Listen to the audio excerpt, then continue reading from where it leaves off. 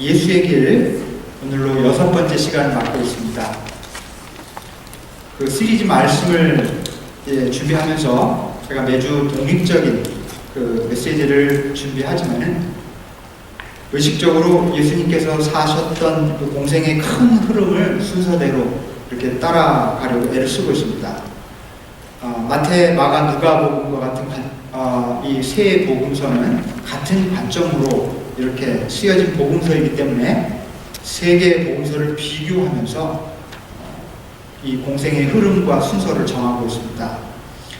복음서 간에 이렇게 순서가 서로 일치하지 않는 경우도 있는데요. 그때는 최초의 복음서인 이 마가복음 기준으로 고려해서 말씀의 본문을 정하고 있습니다. 여러분들께서는 이 말씀을 들으실 때 그날 메시지를 놓치지 않으면서도 큰 숲의 관점에서 예수님의 생애가 어떻게 흘러가고 있는지를 또한 놓치지 않으시길 바랍니다. 우리는 지금 예수의 길을 따라서 걷고 있기 때문에 그렇습니다.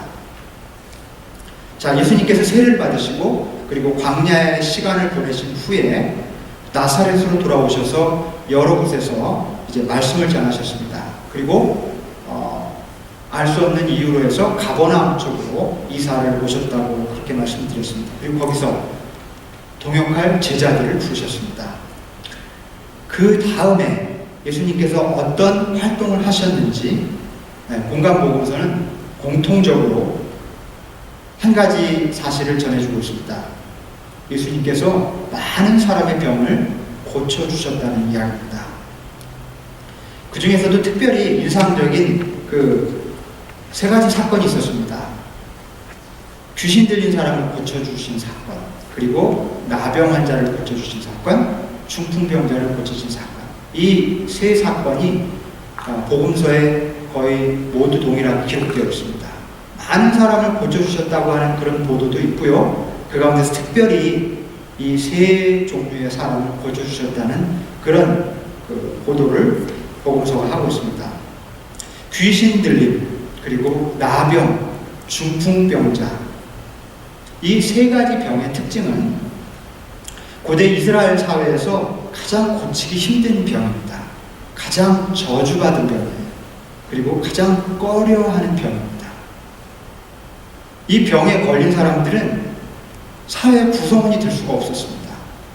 부정한 존재라고 하는 낙인이 찍히기 때문에 그 사람들이 다가가지도 않았고, 따라서 스스로 고립된 삶을 살 수밖에 없는 그런 사람들이 이런 병을 가진 사람들이었습니다. 예수님께서 비교적 그 공생의 초기에 해당되는 이 시기에 사람들이 가장 꺼려하는 이 사람들, 사회 구성원으로부터 받아들여질 수 없었던 사람들, 그리고 부정한 사람들이라고 하는 낙인이 찍힌 이 대표적인 사람들에게 다가가셔서 그들과 대화하시고 그리고 만지시고 고쳐주셨다는 것입니다. 이것이 복음서가 세상을 향해서 예수가 누구인지를 소개하고자 했던 아주 중요한 포인트입니다. 예수님은 누구십니까? 그분은 아무도 다가가지 않는 사람에게 다가가시는 분, 다가가셔서 손 내미시는 분, 그리고 결국 그를 치유하시는 분이라는 것입니다. 오늘 저는 이 예수님의 치유 사건들, 대표적인 세 환자들, 세 사람의 치유 사건뿐만이 아니라 많은 사람들을 고쳤다고 하는 공생의 초기의 예수님의 사역 가운데서 특별히 나병 환자를 고치신 그 이야기를 오늘 본문으로 택했습니다. 이 본문을 자세하게 살펴보는 동안에 특별히 그 두 가지를 발견하셨으면 좋겠습니다. 첫째는 등장인물 속에 드리워진 우리들의 모습, 또 둘째는 우리가 믿고 사랑할 수밖에 없는 예수님의 모습. 이 두 가지를 오늘 말씀을 함께 나누는 동안에 여러분들이 주의 깊게 살펴보시고 또 발견을 하셨으면 좋겠습니다. 우리 함께 오늘 말씀을 좀 본격적으로 살펴보도록 하겠습니다. 예수님이 계신 곳으로 한 나병 환자가 찾아왔습니다. 우리는 복음서를 읽을 때 예수님 앞에 나타나는 사람들을 유심히 살펴봐야 합니다. 그들은 시간과 역사와 그리고 세대를 넘어서 우리의 자화상일 때가 많습니다. 우리들을 비추어주는 등장인물일 가능성이 많아요. 베드로도 그렇고 가룟 유다도 그렇습니다. 우리는 베드로는 우리처럼 보는데 가룟 유다는 아닌, 우리와는 상관없는 사람처럼 읽을 때가 많아요. 그렇지만 공평하게 그도 나일 수 있다는, 또는 그 모습 속에 내 모습도 있다는 그런 자세로 읽어야 합니다. 니고데모가 그렇고 오물가의 여인이 그렇습니다. 본문에서 예수님이 만나고 있는 사람들, 예수님과 마주하고 있는 사람을 나라고 생각하고 읽으면 우리는 말씀 속에서 생생하게 예수님을 만날 수가 있어요. 예수님과 만나는 어떤 사람들은 제3자의 입장에서 그 사람이 이렇게 예수님을 만나는구나, 저렇게 만나는구나, 이렇게 읽으면 관찰할 수밖에 없습니다. 그러나 그가 나라고 생각하면 그 말씀을 읽을 때 내가 예수님을 만나는 것 같은 경험을 할 수가 있게 된다는 말입니다. 이것을 묵상이라고 해요. 묵상은 이런 식으로 하는 것입니다. 내가 그 안에 인볼브 되는 읽기, 그것이 묵상이죠.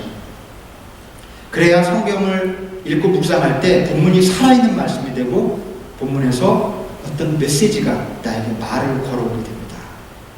오늘의 등장인물인 이 나병 환자를 한번 그렇게 생각해 보자는 것입니다. 나병 환자, 그의 어떤 점이 내 모습일까요? 나는 그의 어떤 점을 닮았을까요? 우선 나병에 대해서 생각해 보겠습니다. 나병 참 무서운 병이죠. 문둥병이라고도 옛날에는 그렇게 불렀는데 더 이상 그런 용어는 사용하지 않습니다. 굉장히 좀 비난하는, 약간 좀 네거티브한 의미를 담고 있어서 더 이상 문둥병이라는 말을 쓰지 않죠. 이 나병이 현대의학에 의해서 이제 밝혀진 바로는 한센 바이러스라고 하는 세균이 일으키는 병임을 밝혀냈습니다. 이 한센이라고 하는 사람이 이 바이러스를 발견했다고 해서 붙여진 이름이죠. 한센 바이러스는 굉장히 특이한 성격을 가지고 있습니다. 처음에 바이러스가 몸에 이렇게 침투를 하게 되면 우리 몸에 있는 그 신경세포와 아주 가까운 친화력을 유지한다고 합니다. 처음에. 그러다가 점차 이 한센 바이러스가 그 가운데서, 그 신경세포 가운데서도 감각을 통제하는 신경세포를 집중적으로 파괴한다고 해요. 감각을 통제하는 신경세포. 여러분, 이 세포가 완전히 파괴되면 어떤 일이 일어나겠습니까? 감각을 잃어버리겠죠. 네. 아픈 줄 몰라요. 고통을 느끼지 못합니다. 그래서 잘 아시는 것처럼 이 나병 환자들은 손가락이 끊어져도 아픈 줄 모르기 때문에 어느 날 보고는 깜짝 놀라요. 자기가 그렇게 된 줄 등대로 감는 거죠. 발가락이. 또 귀가 떨어져 나와도 몰라요. 왜? 고통을 느끼지 못하니까. 감각을 통제하는 그 신경이 죽었기 때문에, 한센 바이러스에 의해서 파괴되었기 때문에. 이런 특성을 생각해보면 나병은요, 본질적으로 고통을 느끼지 못하게 하는 병입니다. 고통을 느끼지 못하는 병. 오늘날 이제 의학이 발달했기 때문에 더 이상 나병 환자의 수가 늘어나지는 않고 있습니다. 한국의 유명한 소록도라고 하는 것도 이제 거의 인구가 굉장히 많이 줄었다고 그러죠. 환자들은 세상을 많이 떠나고 더 이상 병은 이제 퍼져나가지 않기 때문에. 자, 그렇지만 나병은 점점점 사라져가고 있어요. 오늘날. 그러나 오늘날 새로운 형태의 정신적인 나병이 창궐하고 있습니다. 정신적인 나병, 어떤 걸 말하는 걸까요? 고통을 피하려고 하는 병, 고통을 느끼지 않으려는 병, 이런 증상이 현대인들에게 만연해 있습니다. 이 시대의 문화는 마치 고통은 비정상적인 일이라고, 마주해서는 안 되는 것이라고, 그래서 피할 수 있으면 무슨 일을 써서라도 피해야 되는 일이라고 권장합니다. 이 시대의 문화가. 그래서 고통에 너무 약해요. 조그마한 고통, 조그마한 고난만 찾아와도 너무 민감하게 반응합니다. 예전에 비해서. 위험하다는 그런 증거가 너무 분명한데도 불구하고 마취제가 얼마나 많이 사용됩니까? 그렇죠? 헤로인을 얼마나 많은 사람들이 좋아해요. 고통을 잊을 수 있는 재미와 흥분과 쾌락을 위한 산업이 얼마나 발전했습니까?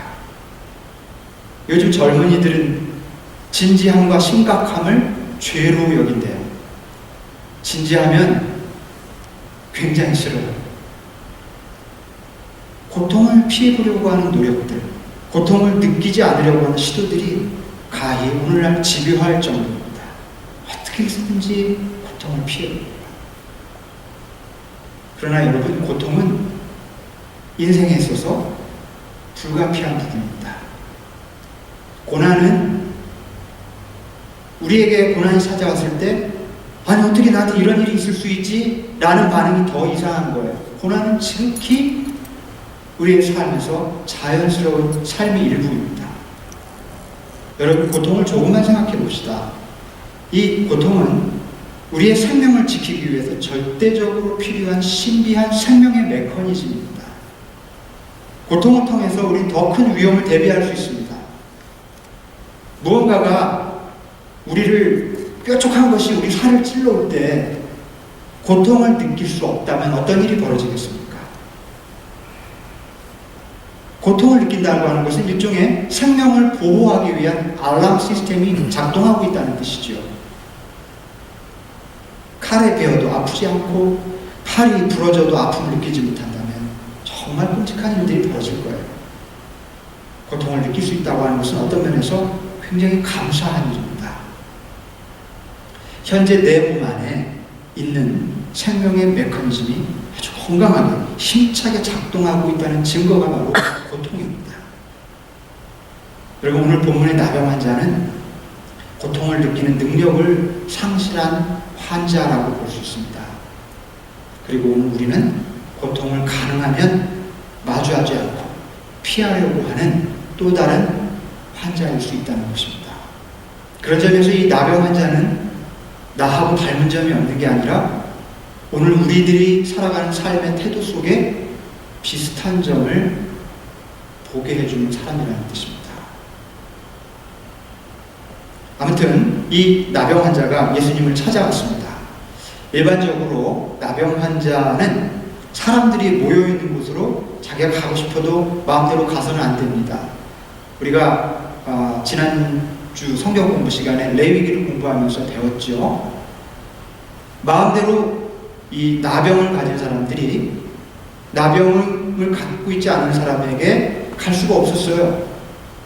이렇게 지정해 준 곳에 있어야만 합니다. 그뿐만 아니라 늘 사람들이 지나가면 혹시라도 모르고 지나가면 나는 부정한 사람입니다. 나는 부정한 사람입니다. 라고 외쳐야 했어요. 그렇게 해서 그 사람이 모르고 자기에게 가까이 다가오지 못하도록 해야 하는 의무가 규정으로 그렇게 규정이 되어 있습니다.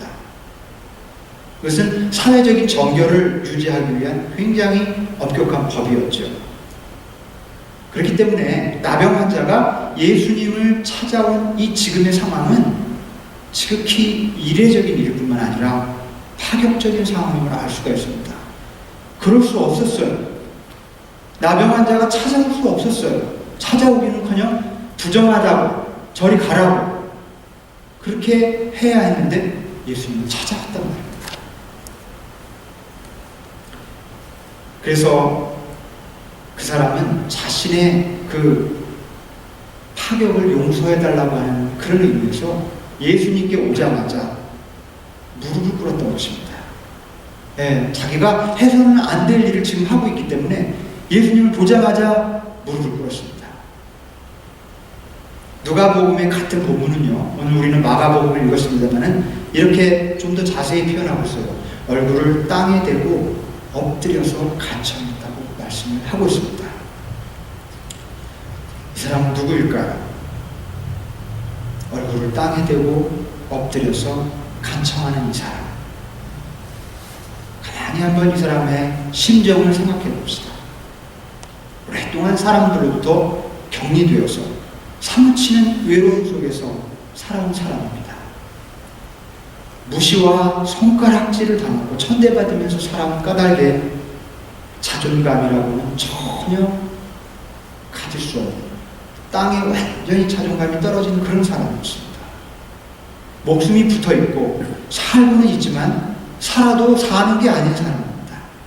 더 이상 돌파구가 없는 절망의 끝, 인생의 벼랑 끝에 서 있는 사람입니다. 무릎을 꿇고 얼굴을 땅에 대고 있는 절박한 사람이에요.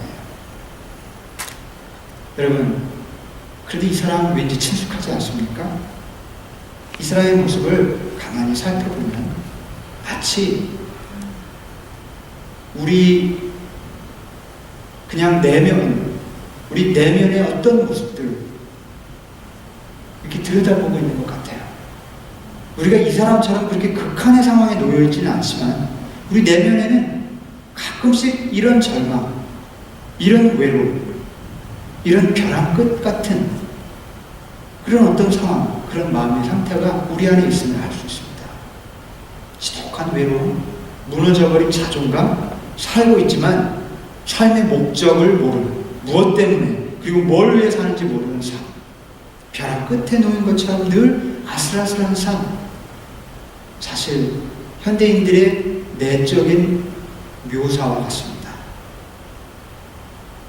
아마도 이 사람은 누군가에게 예수님의 소문을 들었던 것 같습니다. 그 사람에게 엄청난 능력이 있다는 소식을 들었을 것입니다. 그래서 어쩌면 내가 그분에게 가서 돌을 맞을지도 모르고 쫓겨날 수도 있지만은 믿져야 본전이라고 하는 마음, 혹시 그분이 나를 고쳐줄 수 있을지도 몰라, 이렇게 생각을 했던 것 같습니다. 그래서 선생님께서 하시고자만 하신다면 나를 고쳐줄 수도 있습니다. 나를 깨끗게 해주실 수 있습니다. 만나자마자 그런 간청을 드렸던 것이죠. 파격을 가능해서 용기 있게 찾아와서 무릎을 꿇고 얼굴을 땅에 대고 엎드려 간청하고 있습니다. 아주 짧은 순간이지만 나병 환자는 자기가 그런 말을 하고 그리고 누구보다 떨리는 마음으로 예수님의 반응을 기다렸을 거예요. 어떻게 되겠습니까? 어떤 일이 벌어질지 어떻게 알겠습니까? 그때 성경은 예수님의 반응을 이렇게 표현하고 있어요. 그를 불쌍히 여기시고. 이 단어를 좀 마음에 새겨주시길 바랍니다. 사회법을 넘어서게 했던 말입니다. 사람들의 관습을 뛰어넘게 했던 원동력이 되는 말입니다. 예수님이 여러분 베푸신 기적의 공통점이 뭔지 아세요? 우리 여러분이 생각나시는 기적들을 한번 떠올려 보시기 바랍니다. 그 기적의 출발점은 언제나 불쌍히 여기심이었어요. 긍휼히 여기사. 예수님은 단 한 번도 그 과시하기 위한 목적으로 기적을 베푸신 적이 없으십니다. 자신의 능력을 세상에 드러내기 위해서 기적을 행하신 적이 없으셔요. 언제나 기적은 예수님의 마음속 깊은 곳에서 긍휼히 여기는 마음이 솟아오를 때마다 일어났습니다. 한번 유심히 기적의 그 이야기들을 복음서에서 읽을 때마다 살펴보십시오. 날이 저물도록 광야에서 굶주리고 있는 사람들을 보시고 예수님이 그들을 불쌍히 여기셨을 때 오병이어의 기적이 일어났습니다. 죽은 나사로를 향해서 눈물을 흘리셨을 때 기적이 일어났어요. 절망으로부터 헤어날 길 없는 수많은 병자들을 보시고 불쌍히 여기는 마음이 일어날 때마다 예기치 않은 때 예기치 않은 방식으로 그들을 고쳐주셨어요. 기적입니다. 이처럼 예수님의 기적의 열쇠는, 비결은 불쌍히 여기는 마음이었다는 것입니다. 이것이 예수님이 베푸신 모든 기적의 뿌리이자 원동력이라고 하는 사실, 여러분 꼭 기억해 주셨으면 좋겠습니다. 불쌍히 여기는 마음을 가지고 예수님은 손을 내밀어서 나병 환자에게 대셨습니다. 나병 환자가 사람들 앞에 나타난 것도 파격이었지만요, 예수님께서 그 사람에게 손을 내밀어서 만지신 것은 더 큰 파격이었습니다. 정말로 파격적인 일이었습니다. 깜짝 놀랐을 거예요, 주변에서. 아니, 어떻게 나병 환자에게 손을 내밀 수가 있지? 나병 환자가 다급한 마음에 달려올 수 있다고 칩시다. 나 좀 고쳐주십시오. 그 사람은 아쉬운 게 많으니까. 거기까지는 그래도 파격이지만 이해할 수 있는데, 어쩌려고 도대체 그 사람을 향해서 손을 뻗을 수 있다는 말입니까? 어떻게 그를 만질 수 있다는 말입니까? 여러분, 진실로 불쌍히 여기는 마음은 상식과 논리와 계산을 단번에 뛰어넘게 합니다. 불쌍히 여기는 마음은 따지거나 우물쭈물하지 않고 즉시 손을 내밀게 만드는 힘이 있습니다. 불쌍히 여기는 마음은 반드시 손을 내미는 행동으로 이어집니다. 제가 참 존경하고 좋아하는 그 장 바니에라고 하는 사람이 있습니다. 백발이 형성한 할아버지죠. 예. 라르시 공동체라고 하는 중증 장애인 공동체를 세운 분입니다. 헨리 나우엔 많이 아시죠? 좋아하는 분들도 많은데 그분의 멘토입니다. 헨리 나우엔이 그 하버드 대학 그리고 예일 대학에서 소위 엘리트들을 가르치고 있지만 무언가 공허함에 시달릴 때 이 장바니에가 자신의 그 장애인 공동체를 초대하죠. 한 6개월만 쉬면서 장애인들하고 같이 있어보면 어떻겠느냐고. 거기서 그것을 받아들이고 헨리 나우엔은 극적인 어떤 영적인 변화의 체험을 하게 됐죠. 여러분, 이 장바니에는 원래 캐나다 수상의 아들이었습니다. 그리고 토론토 대학의 그 생 마이클이라고 하는 그 컬리지가 있는데요. 거기에 철학 교수였습니다. 저도 그 생 마이클에서 그 세미나를 들은 적이 있는데 그때 마침 이분이 오셔서 강연을 하는 것을 들은 적이 있습니다. 잠바를 이렇게 입고 입추에 여지없이 가득 들어찬 청중들을 향해서 아주 짧은 한 15분, 20분의 강연을 특별 강사로 와서 15분, 20분만 해요. 길게 얘기할 게 없다는 겁니다. 좀 더 사랑해야 된다는 거예요. 우리가 좀 더 사랑하는 데 나서야 된다는 얘기. 얼마나 감동이 되든지요.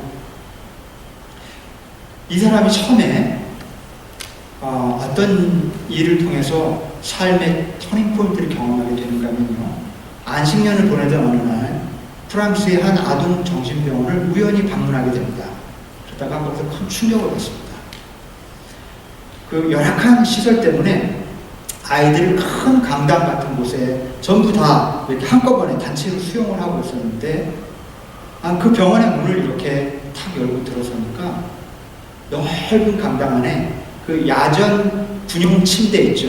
이렇게 잡았다 폈다 할 수 있는 그 포톱을 한 그 침대 위에 아이들이 이렇게 누워있는데 그 많은 아이들이 들어차 있는 그 병실에 단 한 명의 아이도 울지 않고 그 칠흑 같은 침묵 속에 그냥 가만히 누워있더래요. 멀뚱멀뚱. 자기 울음을 들어줄 사람이 없을 때 아이들은 곧 본능적으로 울음을 잃어버린답니다. 장바니에는 철학과 심리학을 공부한 사람인데요. 그 사실을 너무나 누구보다 잘 알고 있었던 바니에는 거기서 큰 충격에 빠집니다. 참혹한 외로움에 방치되어 있는 아이들을 보고 자기가 지금 뭐 하면서 살고 있는지에 대한 질문을 하기 시작해요. 다시 토론토로 돌아와서 곰곰이 생각합니다. 내가 지금 교수로서 무언가 하는 일도 의미 있겠지만 그러나 정말 이것이 내가 해야 할 일인가? 결단을 합니다. 교수직을 내려놓고 자기가 가진 재산을 전부 팔아. 여러분, 캐나다는요, 영국 문화가 굉장히 깊숙이 침투해 있어서 수상의 아들이면 일종의 그 귀족에 속해요. 굉장히 많은 재산을 갖고 있습니다. 그리고 어울리는 사람들도 굉장히 높은 사람들이에요. 수상의 아들이에요. 교수예요. 이 사람이 자기 재산을 다 팔아서 대부분을 다 기증을 하고 집을 한 채 살 수 있을 정도의 돈만을 가지고 옷은 딱 2벌만 챙깁니다. 그리고 프랑스로 돌아가서 트레즐리라고 하는 작은 마을에 집 한 채를 삽니다. 무슨 운동을 한다든지 공동체를 세우려고 하는 의식이 전혀 없었어요. 나는 평생 2사람의 버려진 중증장애 아동을 데리고 살아야겠다. 아무한테도 알리지 않고. 그리고 2명의 아이를, 버려진 2명의 아이들을 데리고는 그 집에 들어가서 살기 시작합니다. 그런데 어디 그런 소문이 잠잠합니까? 동네에 있는 사람들이 알기 시작하죠. 또 워낙 유명한 사람이니까 찾아왔다가 그런 모습들을 보게 되죠. 차츰차츰 사람들이 늘어나고 본받아서 또 비슷한 집을 세웁니다.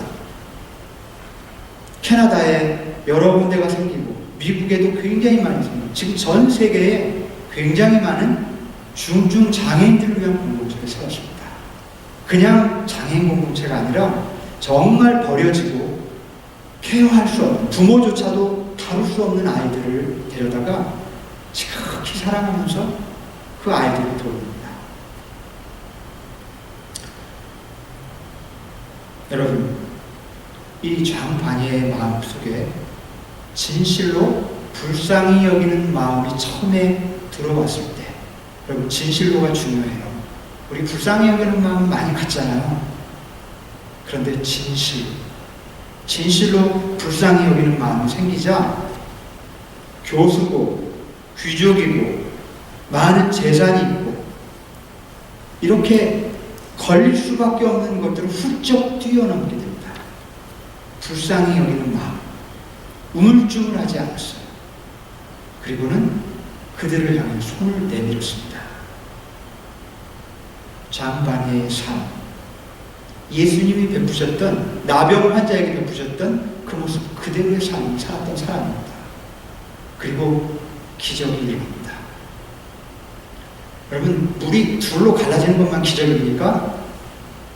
내려놓을 수 없는 것을 내려놓고 가난한 사람에게 손을 내미는 것만큼 더 큰 기적이 어디 있겠습니까? 이 시대에 외로운 사람들에게 찾아가서 그의 친구가 되어주는 것보다 더 의미 있는 기적이 어디 있겠습니까? 이런 기적들 어떻게 가능합니까? 불쌍히 여기는 마음, 진실로 불쌍히 여기는 마음. 이 마음은 수많은 기적을 일으킵니다. 여러분, 불쌍히 여기는 마음은 동정이나 연민과 같은 그런 어떤 이모셔널한 필링이 아닙니다. 그리고 달라요. 불쌍히 여기는 마음은 영어로 compassion이라고 해요. 이 말은요, come하고 patio라고 하는 말의 합성어입니다. 함께 겪고 함께 아파한다는 뜻입니다. 그냥 우리들에게 가장 익숙한 말로 공감이라는 말로 표현할 수 있어요. 동정과 연민은 그냥 감상적인 차원에서만 마음이 움직이기 때문에 손을 내미는 행위로 나가지 않습니다. 그렇지만 공감이라고 하는 이 컴패션은 함께 겪고 함께 아파하기 때문에 나도 모르게 손을 내밀게 됩니다. 굶주리고 버려진 사람들, 홈리스트를 향해서 동정과 연민만을 품고 있기 때문에 행동으로 이어지지 않습니다. 공감이 필요해요. 불쌍히 여기는 마음이 필요합니다. 그것이 예수님의 마음입니다. 올 추수감사절도 있고요, 성탄절도 있는데 앞으로 우리 교회는 그런 전통을 좀 가졌으면 좋겠다는 마음을 갖습니다. 성탄절에 헌금을 하지 않습니까? 근데 그때는 조금 특별한 헌금을 했으면 좋겠습니다. 성탄절 헌금은 전에 우리 가난한 이웃들을 위해서 좀 사용했으면 좋겠어요. 그래서 그런 마음으로 이 불쌍히 여기는 마음을 실천하는 그런 의미로 우리 교회에서는 그런 일을 좀 해봅시다. 특별히 그런 참여가 우리 교회 안에서 일어난다면 참 좋겠습니다. 자, 이런 구체적인 우리 마음 안에 있는 불쌍히 여기는 마음이 일어나서 불우한 이웃들을 돕는 일 실천하는데 우리들이 적극적으로 나서야 하겠지만 동시에 혹은 그 전에 또 먼저 해야 될 일이 있어요. 그 뭐냐면 가까운 이웃들 중에 나를 화나게 하는 사람, 나를 불편하게 하는 사람, 미운 짓만 골라 하는 사람을 마음을 잠깐 내려놓고 불쌍히 여기는 눈으로 바라보는 겁니다. 그거 먼저 해야 돼요. 우리 주변에 있는 사람을 불쌍히 여기지 않고 저 멀리 있는 불쌍히 여기는 사람을 도운다는 거 가능하지 않거나 해도 형식에 머물 수밖에 없습니다. 그러면 우리 주변에 사랑받지 못하는 사람들, 다른 사람들과 같은 눈으로 같이 미워하지 마시고 그를 조금 측은히 여기고 불쌍히 여기는 공감의 심정으로 좀 바라보는 실천 한번 해봅시다. 더 구체적으로는요, 우리 같이 사는 배우자들 그냥 포기하고 사는 게 아니라 불쌍히 여기는 마음으로, 공감하는 마음으로 바라보는 일, 이런 게 먼저 필요해요. 이렇게 하면 이상하게 답답하고 화도 나고 이런 마음들이 사라지는 경험을 하게 될 겁니다. 이해할 수 없는 남편이나 아내, 부모, 형제, 아이들을 향해 공감하는 마음, 긍휼히 여기는 마음 한번 가져봅시다. 그들이 이해가 되고 품어주고 싶은 마음이 생깁니다. 불쌍히 여기는 마음, 예수님께서 가지셨던 이 마음을 품으면 우리 삶의 구체적인 현장 속에서 굉장히 많은 기적들이 일어날 것입니다. 저는 확신합니다. 우리 안에 그냥 감정으로서, 감상으로서의 동정과 연민은 많은데요, 참 우리 착하잖아요. TV 보면서 눈물 많이 흘려요. 이모셔널 필링에 멈출 뿐이에요. 근데 좀 더 나아갈 필요가 있다는 겁니다. 공감, 정말 불쌍히 여기는 손을 내밀 수 있어야 합니다. 우선은 가장 가까운 사람, 내가 아직 덜 이해하고 사는 가족들에게 더 마음을 열고 그를 이해하고 불쌍히 여기고 그럴 수밖에 없는 상황들을 자꾸 지켜보고 받아들일 때 기적이 시작됩니다. 삶 속에서 그런 일이 일어나면 화해와 회복이 일어나고요. 그러면 이제 우리 주변에 있는 홈리스들에게, 가난한 사람들에게, 고아들에게 실천하는 일로 연결될 수 있어요. 삶이 얼마나 풍성해질지 모릅니다. 삶엔 기적이 들어오기 시작해요. 무수한 기적들이 일어날 것입니다. 예수님은 불쌍히 여기셨고요. 그리고 손을 내밀었습니다. 그리고 그를 깨끗하게 해주셨습니다. 그런데 예수님께서 이런 말씀하시죠. 아무에게도 아무 말도 하지 말라고 단단히 이르십니다. 예수님은 누구보다도 자기가 행한 일이 자랑이 되지 않기를 원하셨어요. 우리의 선행이 진짜 선행으로 남아있으려면, 하나님 앞에 참된 복을 누리려면 우리가 하는 선한 행위가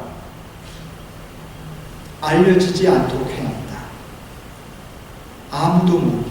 이게 대원칙이에요. 좋은 일은 할 수 있는 대로 아무도 모르게, 말없이. 그래야만 하늘에서 상이 있습니다. 그래야만 내 착한 행실이 진짜 착한 행실이에요. 이런 의도도 있었지만 예수님이 단단히 이르시고 절대 사람들한테 말하지 말라 이렇게 하신 또 다른 이유는요, 단지 자신이 기적을 일으키는 사람이라거나 병 고쳐주는 사람으로 그렇게 사람들에게 인식되는 걸 원치 않으셨어요. 예수님께는 이 기적이나 치유가 하나님의 방편이지 그 자체가 목적은 아니었습니다. 그 당시에도 이적을 일으키는 마술사들이 있었어요. 병 고치는 그런 신비한 능력을 가진 사람들이 있었습니다. 그들과 같은 사람으로 인식되는 걸 원치 않으셨어요. 그런 일로 쓸데없이 유명해지고 사람들이 몰려드는 걸 예수님이 바라는 바가 아니었습니다. 그래서 그 환자에게 절대로 사람들이 알리지 말라 이렇게 말했습니다. 또 한 가지 놓치지 말아야 될 사실은 이런 얘기를 하시죠. 너 제사장에 가서 몸을 보여라. 그리고 모세가 이른 대로 제물을 바쳐서 증거로 삼도록 해라. 이렇게 당부하십니다. 나병 환자는요, 몸이 회복됐을지라도 그게 다가 아니에요. 그냥 바로 나서면 안 됩니다. 제사장이 그 환자를 보고 판단합니다. 깨끗하게 되었다, 정하다, 이렇게 선언해야만 이 사람은 사회 구성원으로 다시 돌아올 수 있었습니다. 반드시 제사장에게 가라는 예수님의 말씀은 내 몸만 회복되는 게 치유가 아니라 사람들과의 관계가 회복되고 사회 구성원으로서의 회복이 이루어져야 완전한 회복이라고 볼 수 있다는 뜻입니다. 예수님은 치유와 회복을 단지 개인적인 것으로만 생각지 않으셨던 것입니다. 사람들과의 관계가 올바르게 서고 사회 속에 정의가 바르게 세워질 때 그것을 참된 치유와 회복이라고 그렇게 가르치신 것입니다.